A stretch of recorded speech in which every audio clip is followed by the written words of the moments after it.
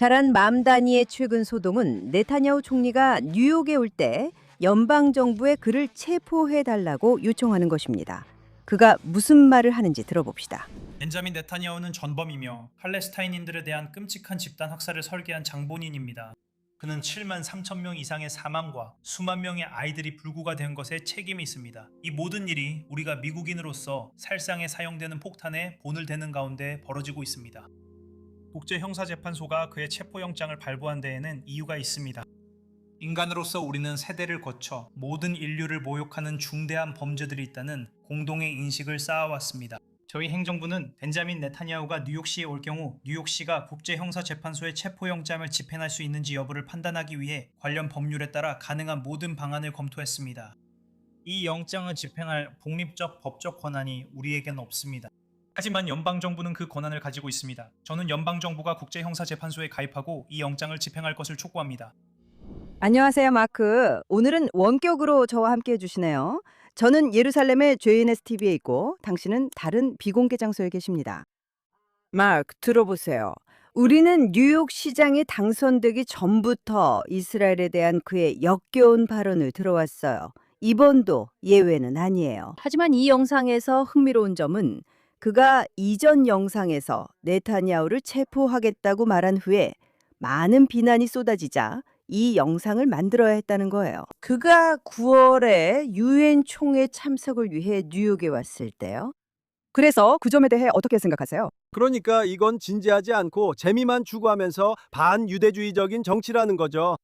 그리고 저는 해야 할 말을 하겠습니다. 제 말은 어떤 사람들은 이렇게 말하죠. 야당에 있거나 학생 운동가이거나 캠퍼스 운동가일 때는 온갖 터무니없는 말을 해도 그냥 넘어갈 수 있다고요. 하지만 일단 선출직 공직자가 되면 더 진지해져야 한다고들 하죠. 그런데 안타깝게도 맘다니에게서는 그런 변화가 보이지 않았습니다. 그는 자신의 급진적이고 반이스라엘 반유대인 입장을 숨기려고조차 하지 않습니다. 그게 참 안타깝죠. 그리고 그의 주장의 논리를 한번 살펴봅시다. 유엔 회원국이 대략 190개 정도, 어쩌면 조금 더 적을 수도 있는데요. 그들 중 다수는 민주주의가 아니며 독재자가 통치하는 나라입니다. 이 사람은 공개적으로 유대인 국가만을 비난합니다. 그는 뉴욕에 오는 모든 사람 중 자신이 그렇게 해야 한다고 믿지만 할 수 없다고, 정말 유감이라고 말합니다. 연방정부가 네타냐후를 체포해야 한다는 겁니다. 이제 이스라엘을 비판하는 입장이라 해도, 그리고 많은 사람들이 이스라엘을 비판하는 것을 아시다시피, 그런데 그는 무슨 말을 하는 걸까요? 그는 나는 전 세계의 끔찍한 독재자들을 보지 않고 있다. 이란 지도부 얘기는 아니다. 라고 말합니다. 나는 끔찍한 인권 기록을 가진 나라들의 지도부에 대해 말하는 것이 아니다. 민주적으로 선출된 민주국가의 지도자를 딱 집어서 내가 할 수 있다면 그를 체포하겠다. 그를 체포할 수 없어서 매우 슬프다. 라고 말하는 겁니다. 이게 도대체 무슨 말입니까? 맞아요. 그런데 그보다 더 나아가요. 왜냐하면 저는 단순히 그래, 이스라엘과 이스라엘의 인권 기록을 비판할 수 있다 라고만 말하고 싶지 않거든요. 이 점을 꼭 짚고 넘어가고 싶어요. 그가 가자 지구에서의 집단 학살이나 아파르트헤이트, 그리고 가자 지구에서 팔레스타인인들에 대한 학대에 대해 말한 모든 것들은 물론 10월 7일 학살이나 그런 일에 대해서는 언급조차 하지 않았죠. 그런 건 절대 말하지 않지만 그가 말하는 모든 것은 완전히 새빨간 거짓말이에요. 그리고 이스라엘이 유엔 회원국인 독재 국가들과 비교했을 때 그들에 비해 이스라엘이 좋은 기록을 가지고 있다는 것만이 아니에요. 아니에요. 객관적으로 어떤 기준으로 보더라도 이스라엘은 훌륭한 기록을 가지고 있어요. 그리고 이스라엘은 도시 전투에서 너무나 훌륭한 기록을 가지고 있어서 민간인 피해를 피하기 위해 우리가 기울이는 주의 때문에 이스라엘 군인들이 위험에 처하게 돼요. 이것은 모든 군사 전문가들이 말한 바예요.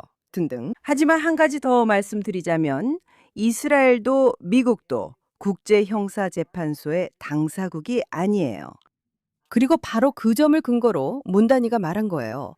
그는 국제형사재판소와 국제사법재판소에서 전범이라고 했어요. 하지만 이 점을 분명히 합시다. 미국은 국무장관 마르코 루비오는 국제형사재판소가 정당하지 않다고 주장하면서 그 재판소의 신뢰를 완전히 실추시키고 해체하며 악마화하려는 캠페인을 벌이고 있어요. 그리고 그것은 원래의 목적이 오래전에 사라졌다는 점에서 유엔의 원래 목적이 사라진 것과 마찬가지예요. 그리고 마르코 루비오가 이에 대해 뭐라고 말했는지 잠깐 들어봅시다. 24년 전에 국제형사재판소가 탄생했을 때 그들은 우리에게 이것이 단지 제한적인 역할을 하는 기관이며 집단학살이나 전쟁 범죄와 같은 가장 중대한 범죄에 대해서만 개입해서 기소할 것이라고 했습니다. 그리고 오직 한 나라의 법원이 스스로 기소할 수 없을 때만 개입한다고 했죠. 하지만 실제로는 훨씬 더 극단적이고 급진적이었습니다. 그것은 선출되지 않은 세계주의 관료들로 이루어진 국제재판소로 이들은 권한이 거의 무제한이라고 주장합니다. 이 국제재판소의 위험성은 점점 커지고 있습니다. 현재 이것이 정치와 법률 시스템 전반을 위협하고 있습니다. 국경 순찰대 요원들이 우리나라에서 폭력 범죄자를 추방하고 있습니다. 미국 해병대원들이 조국을 지키기 위해 목숨을 걸고 있습니다. 검사들이 미국인을 공격하고 살해하려는 테러 음모를 분쇄하려 노력 중입니다. 우리가 가만히 있다면 그들 모두는 수천 마일 떨어진 외국 판사들의 자비에 맡겨져 자신의 나라를 지켰다는 이른바 범죄로 기소되고 심지어 투옥될 위험에 끊임없이 직면하게 될 것입니다. 미국 국민은 이런 일에 동의한 적도 앞으로도 동의하지 않을 것입니다. 좋아요. 여기서 뉴욕 시장과의 엄청난 대조가 있습니다. 참고로 뉴욕은 이스라엘 도시들을 제외하면 전 세계에서 유대인 인구가 가장 많은 도시입니다. 그리고 그가 선출되었다는 사실 자체도 물론 충격적입니다. 하지만 말씀하신 것처럼 그는 그것을 숨기지 않습니다. 그러니까 맘다니에 대해 좋게 말할 수 있는 한 가지는 그가 자신의 노골적인 반유대주의를 전혀 숨기지 않는다는 점이에요.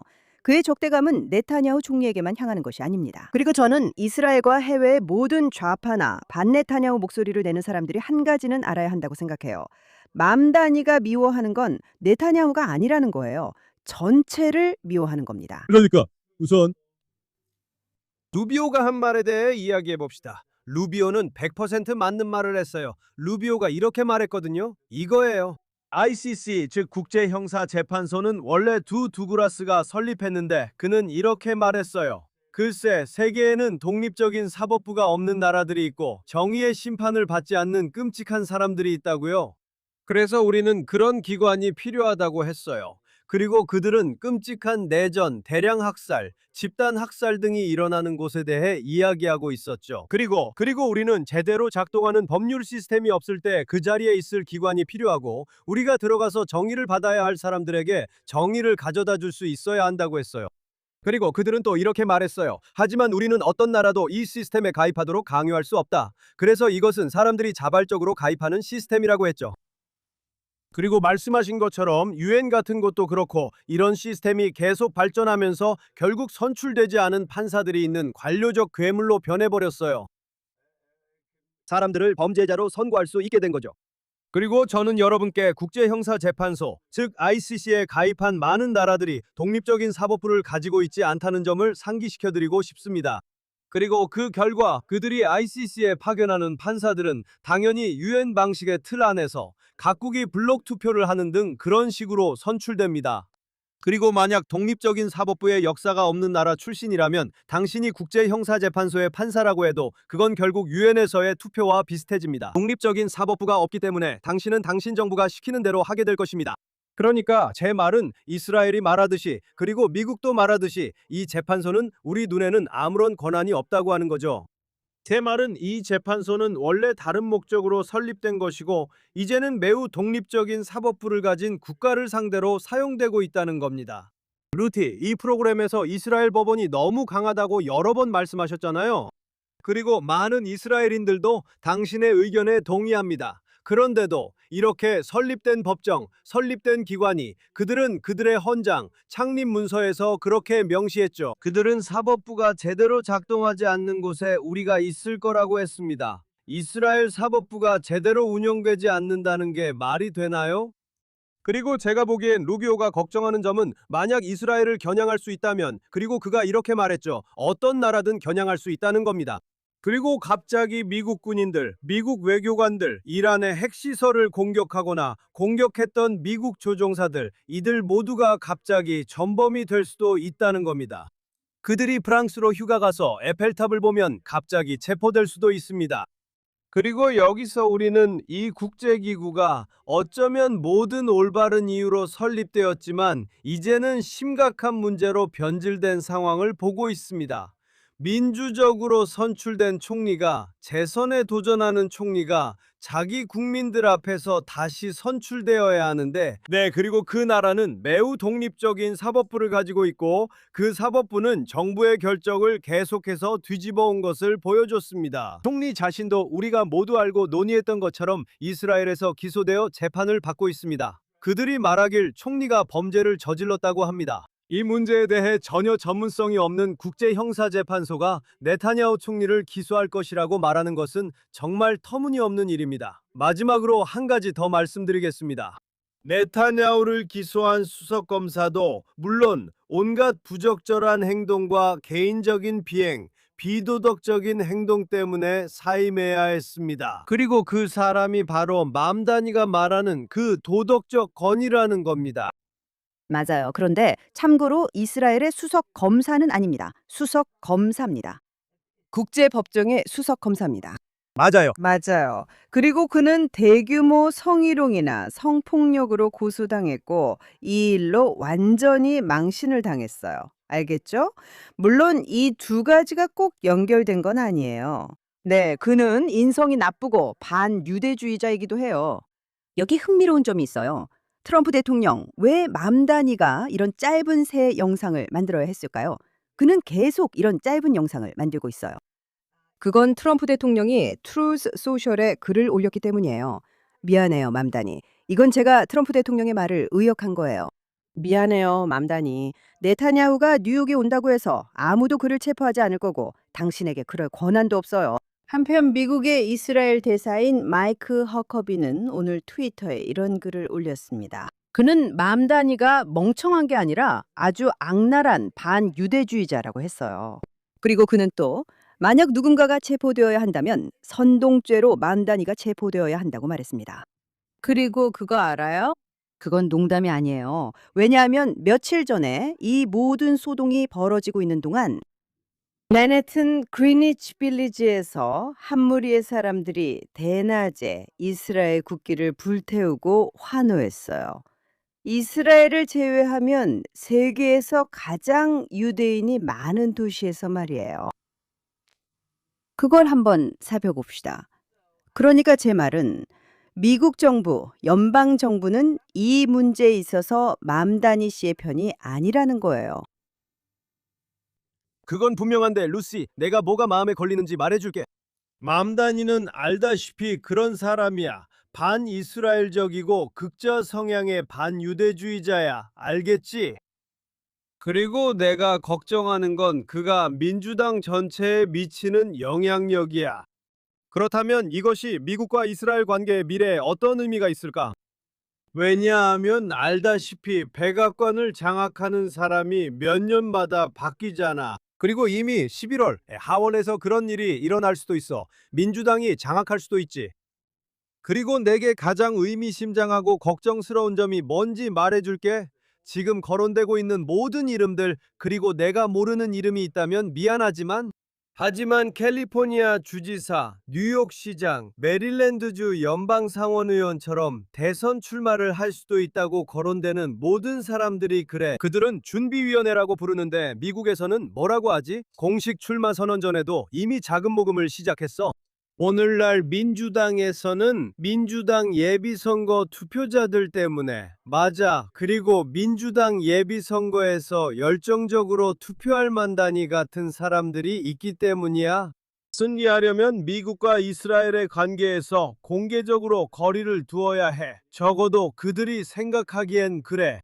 캘리포니아 주지사가 말하길 우리가 내 기억을 더듬어서 말하는 거지만 우리가 이스라엘과의 관계를 다시 생각해봐야 한다고 했어. 그리고 메릴랜드주 연방 상원의원인 반올런도 뭔가 할 말이 있었지? 우리는 같은 날 네타냐후와 이스라엘 정부를 공격해야 했어. 아마 그가 준비위원회를 설립한다고 발표한 날이었던 것 같아.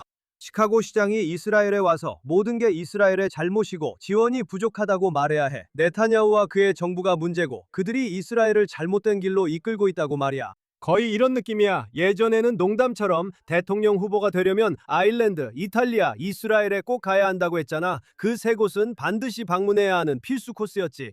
이제는 민주당 예비선거에서 경쟁력을 갖추려면 꼭 해야 하는 일이 된 것 같아. 기회를 잡으려면 이스라엘에 대해 부정적인 말을 해야만 하는 거지. 그게 없으면 아예 경선에 나가지도 말하는 거야. 그리고 이스라엘에 대해서만 그런 게 아니야. 그러니까 맘다니가 에이펙을 괴물이라고 불렀다는 것도 잊지 말자. 그건 이스라엘뿐 아니라 유대인 전체에 대한 거야. 그리고 이 후보들 중 많은 사람들이 드러내고 있는 노골적인 반유대주의는 미국에서 전례가 없는 일이에요. 그리고 당신 말이 완전히 맞아요. 정말 걱정스러워요. 하지만 미국 유대인들과 이스라엘인들에게도 일부 책임이 있다는 점에 대해 잠깐 이야기하고 싶어요. 그게 무슨 뜻이냐고요? 제가 말하고 싶은 건 이스라엘인들이나 미국 유대인들이 우리와 그들에 대한 증오에 책임이 있다는 뜻이 아니에요. 절대 아니에요. 하지만 뉴욕시 유대인들의 30%가 맘다니에게 투표했어요. 30%나요. 정말 큰 비율이에요. 그게 첫 번째예요. 두 번째로 유대인들은 대체로 민주당원이거나 민주당에 투표하는 경향이 있어요. 그리고 이스라엘의 진보파들은 미국의 진보파와 비슷한 사람들이에요. 유대인들, 진보적인 유대인들. 계속 이 얘기만 해요. 수년 동안 그랬죠. 네타냐후가 이스라엘을 둘러싼 민주당과 공화당의 갈등을 일으켜 이런 상황을 만들었다고요. 예전에는 서로 협력할 수 있었는데 이제 네타냐후가 그 초당적 협력을 망쳐버렸다고 해요. 그건 말도 안 되는 소리예요. 그리고 저는 미국 유대인들에게 특히 이런 분위기에서 민주당에 투표함으로써 스스로에게 해를 끼치고 있다는 점을 말하고 싶어요.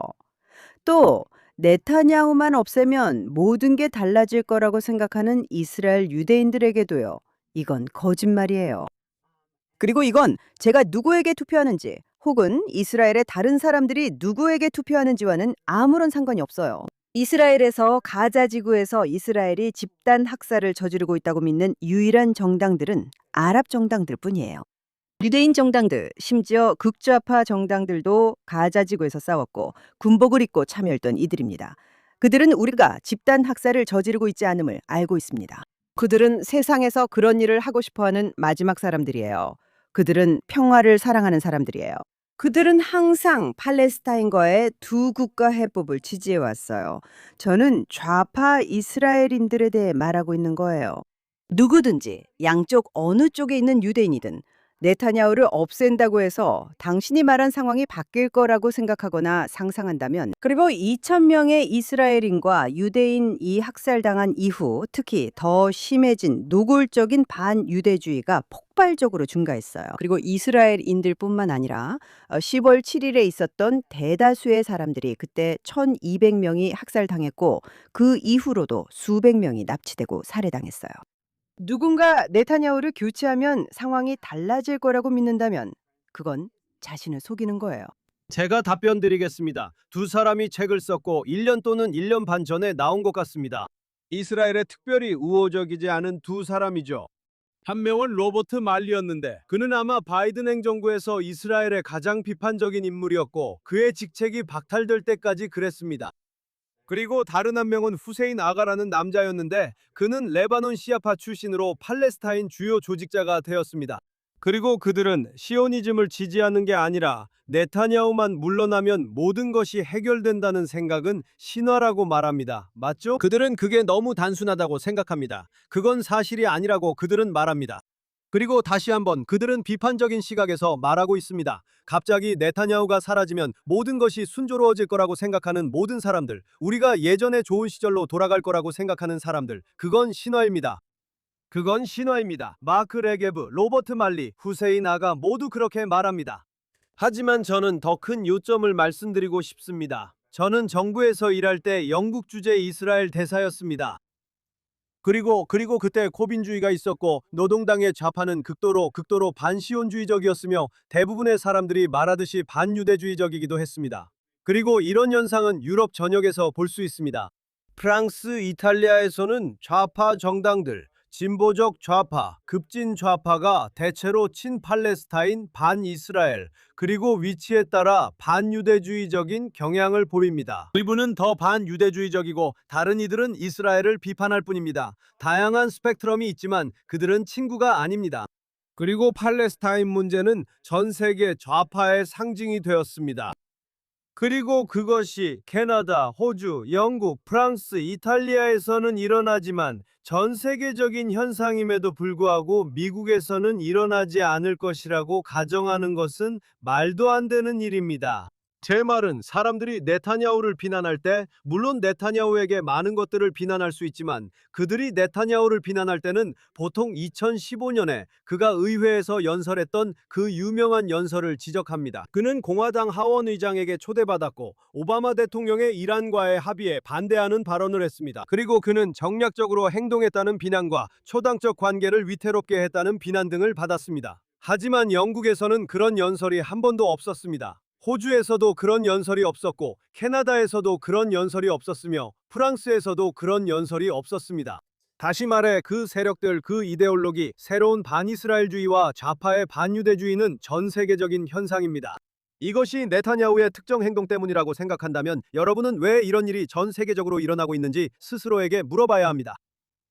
그리고 어쩐지 팔레스타인 문제, 맞아요. 팔레스타인 투쟁이 급진 좌파 사람들에게 성배처럼 여겨지게 되었습니다. 하지만 다시 마이크를 넘기기 전에 루티, 잊지 말아야 할 것은 이게 단지 급진 좌파만의 문제가 아니라는 겁니다. 대중주의적 우파에도 이런 사람들이 있습니다. 제 말은 아마도 가장 유명한 인물은 터커 칼슨과 그의 동료들일 겁니다. 그와 같은 사람들은 팟캐스트나 방송 등에서 수백만 명의 청취자를 실제로 보유하고 있습니다. 오른쪽 진영에서 그러니까 알다시피 좌파의 반유대주의가 유대인을 끔찍하고 알다시피 자본가이자 제국주의자이자 식민주의자로 본다면 그분은 또 다른 이유로 우리를 좋아하지 않습니다. 당신 말이 맞아요. 터커 칼슨이 공화당을 떠난다고 발표한 것도 흥미롭네요. 이제 그는 그 당의 일원이 아니에요. 그리고 우리는 민주당에서도 그런 모습을 볼 수 있습니다. 예를 들어 앨런 더쇼위츠가 더 이상 민주당원이 아니라고 말하는 것처럼요. 자신이 수십 년 동안 함께 해온 정당의 정치에 질려버린 사람들이 있고 그들은 그 정당의 정책 때문에 떠나고 있어요. 지금까지는 그렇고 앞으로도 계속 그렇게 되길 바랍니다. 유대인과 이스라엘을 싫어하고 이스라엘을 온갖 전쟁 범죄로 비난하는 우파의 그롤퍼들은 이게 바로 말굽 이론이에요. 그들은 너무 돌아서 결국 극좌와 거의 똑같은 정책을 갖게 되었어요.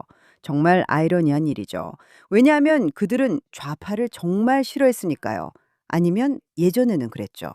이 문제에 대해서는 그들이 완전히 한 목소리를 내고 있어서 정말 걱정스러워요. 하지만 지금으로서는 여전히 좌파 쪽에서 이런 현상이 훨씬 더 만연해 있어요. 맞아요. 훨씬 더 많죠. 그런데 왜 유럽 전역에서 이런 일이 일어났는데 미국에서는 일어나지 않을 거라 생각했을까요? 그렇게 생각한 데엔 이유가 있었어요. 미국이 전통적으로 미국의 반유대주의가 전혀 없었던 건 아니에요. 그리고 미국에 인종차별이 전혀 없었던 것도 아니지만 미국은 항상 그런 문제를 극복하고 사회의 병폐를 바로잡으려고 노력해왔고 정말 잘 해냈어요. 그것에는 유대인들이 학계와 모든 직업군 등에서 자리 잡을 수 있도록 한 것도 포함돼요. 그래서 유대인들에게 미국은 오랫동안 아주 따뜻한 집이었어요. 그리고 아이러니하게도 유대인들은 종종 자신들을 미워하는 사람들이 권력을 잡도록 하는데 책임이 있기도 해요. 그걸 어떻게 설명해야 할지 모르겠어요. 그 주제로 며칠간 계속 이야기할 수 있어요. 하지만 제가 강조하고 싶은 것은 모든 면에서 평화에 가장 열려있는 사람들이 바로 유대인들이라는 점이에요. 그리고 모든 것에 대해 터무니없는 생각들, 극좌적인 생각들, 그리고 피해자들과 자신을 동일시하는 것, 예를 들어 팔레스타인 사람들, 가자 지구의 하마스와 같은 것들에 빠져들게 돼요. 제가 다시 한번 모두에게 상기시키고 싶은 것은 10월 7일에 학살당하고 성폭행당하고 참수당하고 상상할 수 있는 모든 끔찍한 일을 당하고 고문당한 많은 사람들이 있었다는 점이에요. 가자지구 접경 지역 공동체들, 즉 키부츠와 그 밖의 가자지구 접경 공동체들에서요. 이 사람들은 평생을 가자 주민들을 돕고 병원에 데려다 주고 싶어 했던 사람들이었어요. 그들은 가자 주민들에게 일자리를 주고 친구가 되어 주었어요. 왜냐하면 그들도 사람이었으니까요. 하지만 결국 그런 것들은 중요하지 않았어요. 이건 홀로코스트 때와 비슷해요. 그때 좋은 유대인들이라 불리며 저런 귀엽 곱슬머리를 늘어뜨린 유대인들과는 다르다고 했던 사람들이 있었죠. 우리는 말러의 음악을 듣고 교육도 잘 받았고 품위도 있어요. 우리는 좋은 독일인이라고 생각했죠. 하지만 그것은 아무 소용이 없었어요. 그들 역시 다른 사람들과 마찬가지로 아우슈비츠로 끌려갔어요. 이 점은 정말 강조할 필요가 있어요. 뉴욕시에서 맘다니 같은 사람이 그 자리에 오르게 되면 그제서야 깨닫게 돼요. 물론 그게 전부라는 건 아니에요. 뉴욕의 모든 유대인이 그에게 투표한 것도 뉴욕 전체가 유대인인 것도 아닙니다. 하지만 뉴욕은 문화적으로 매우 유대적인 도시입니다. 분명히 인구 구성은 변하고 있고 여러 가지 변화가 있지만 뉴욕은 문화적으로나 사회적으로 매우 유대적인 도시예요. 그리고 그런 비열한 인간이 그 도시를 이끌고 있다는 건 유대인들이 정말로 많은 자기 성찰을 해야 한다고 생각해요. 그리고 지금 참고로 말씀드리면 우리가 이 녹화를 하고 있는 오늘 밤은 7월 22일 수요일이에요. 오늘 저녁부터 티샤 베아브 금식이 시작되는데 이것은 기념일이에요. 이것은 성전이 파괴된 것을 슬프게 기념하는 날이에요. 그리고 유대인들은 금식을 해요.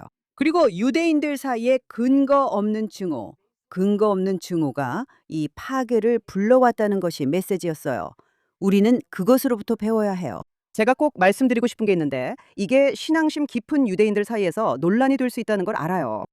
저는 맘다니 같은 사람을 지지하거나 이스라엘을 미워하거나 모든 문제를 네타냐후 탓으로 돌리는 유대인들에 대한 저의 증오가 근거 없는 증오라고 생각하지 않아요. 저는 그들에 대한 저의 증오가 근거 없다고 생각하지 않아요. 오히려 충분한 이유가 있다고 생각해요. 그래서 네, 맞아요. 유대인들끼리 서로 싸우고 있는 게 사실이에요. 그리고 우리도 미국의 11월 중간 선거처럼 이스라엘에서는 크네세트 선거, 그러니까 우리의 국회의원 선거가 10월 27일에 있어요. 미국 중간 선거보다 일주일 먼저죠. 그리고 저는 네, 그렇다고 말하고 있어요. 분위기가 굉장히 험악해요. 하지만 저는 이번 선거나 다른 어떤 선거에서도 유대인들의 단합, 유대인들의 통합을 보지 못하겠어요. 가장 기본적인, 정말 기본적인 부분, 즉 적이 나를 미워하는 것을 받아들일 것인가 아닌가 하는 문제에 있어서는요. 허락해 주신다면 루티, 제가 답변하겠습니다. 당신이 말했죠. 지금은 조금 다르게 말씀하셨지만 팟캐스트 초반에 미국 유대인들을 비난하는데 주저한다고 하셨잖아요. 맞죠? 당신은 맘다니를 비난하면서도 그들에게는 일단 좋게 봐주려고 하시네요. 그리고 아시다시피 대부분의 사람들보다 더 잘 아시겠지만 미국에서 자라셨으니까요. 유대인 커뮤니티는 전통적으로 민주당에서 중요한 지지층이었습니다. 그리고 FDR, 즉 루스벨트가 1930년대에 만든 민주당의 옛 연합에서 유대인들은 핵심적인 요소였습니다. 그리고 아시다시피 선거에 따라 다르지만 유대인들의 80%, 75%가 민주당 후보에게 투표했습니다. 가끔 그 비율이 낮아지거나 높아지기도 했지만 미국 유대인의 분명한 다수가 항상 민주당에 투표한다는 점은 확실했습니다. 여기서 한 가지 말씀드리고 싶습니다. 저는 여러분과 달리 미국에서 자라지 않았고 그곳에서 일한 적은 있지만요. 저는 미국 유대인들을 비판합니다. 맘다니에게 투표한 30%에 대해 말씀하셨죠? 네. 하지만 제가 영국에서 대사로 있었던 시절의 경험을 말씀드릴 수 있다면요. 코빈이 노동당을 이끌고 있었을 때 말입니다. 네, 유대인 중에는 이제 이곳은 내 당이 아니다 라고 말하는 이들이 있었습니다. 평생 노동당 당원이자 활동가, 유권자였던 사람들입니다. 노동당이 반이스라엘, 반유대주의적인 생각을 가진 사람이 이끈다면 저는 노동당에 투표할 수 없습니다. 맞죠? 그리고 저는 미국의 유대인 공동체도 그렇지 않을까 생각합니다. 그렇죠? 다시 한번 민주당 예비선거에 들어가기 위한 입장권은 먼저 이스라엘을 비난하고 이스라엘 정부를 비난하고 정부를 싫어한다고 말해야 한다는 것처럼 보입니다. 맞죠? 미국과 이스라엘의 관계를 재평가해야 하고 이런 모든 것들이 민주당 정치에서 성공하기 위해 필수적입니다. 유대인들의 반발이 있어야 합니다. 그리고 예비선거나 본선에서 유의미한 유대인들의 반발이 없다면 저는 그것이 약함의 신호라고 생각합니다. 당신이 전에 말한 것과 같습니다. 그건 독일계 유대인들이 우리는 쉴러도 잃고 1차 대전에서 카이저를 위해 싸웠으며 애국적 독일인이다. 저 젊은 오스트리아 출신 상병이 독일을 뭘 알겠는가 라고 말하는 것과 같습니다. 우리가 독일에 대해 더 잘 알고 있지만 그들은 스스로를 속이고 있는 겁니다. 그리고 제 생각에 미국 유대인들은 다시 한번 말하지만 제가 그들에게 설교하거나 훈계하고 싶지는 않지만 어느 정도 이것이 진실의 순간이라고 생각합니다. 그리고 앞으로 어떻게 될지 지켜보겠습니다. 하지만 저는 당신의 의견과 함께 좋은 소식을 전하고 싶었습니다. 그리고 제 시계에 따르면 이제 팟캐스트가 끝나가고 있는데 제가 한 가지 말씀드리고 싶은 게 있습니다. 아마 예전에 한번 팟캐스트에서 말한 적이 있을 겁니다. 하지만 오늘 밤인 유대 금식일 티샤베아브와 우리가 전 세계에서 목격하고 있는 이런 정치적 반유대주의를 생각하면, 그리고 안타깝게도 미국도 마찬가지입니다. 우리는 아마 미국이 유럽이나 다른 곳의 그런 증오에 면역일 거라 생각했기 때문입니다. 미국은 다를 거라는, 미국에서는 이런 현상들이 일어나지 않을 거라는 믿음이 있었습니다. 하지만 맘다니가 우리에게 보여준 것은 이것이 단순히 사실이 아니라는 점입니다. 저는 이렇게 말하고 싶습니다. 여러분은 우울하거나 환멸을 느낄 수도 있습니다. 여러분은 이렇게 말할 수 있습니다. 어떤 것들은 변하지 않습니다. 반유대주의는 다시 거세게 돌아왔고 사람들은 유대인을 싫어합니다. 때로는 맘다니 씨 같은 정치적 반유대주의이기도 합니다. 때때로 제가 태어난 나라에서 본 것과 같은 살인적이고 잔인한 반유대주의가 있습니다. 본다이 비치에서 두 극단주의자가 총격을 가해 15명이 숨졌습니다. 그리고 불행하게도 때로는 이 둘이 연결되어 있습니다. 왜냐하면 정치적인 반유대주의자가 실제로는 폭력적이고 살인적인 반유대주의자에게 명분이나 분위기를 제공하고 있기 때문이죠. 맞죠?